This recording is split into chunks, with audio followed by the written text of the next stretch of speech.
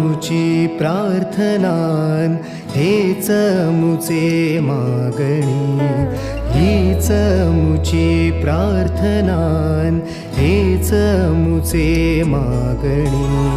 माणसाने माणसाशी माणसासम वागणे.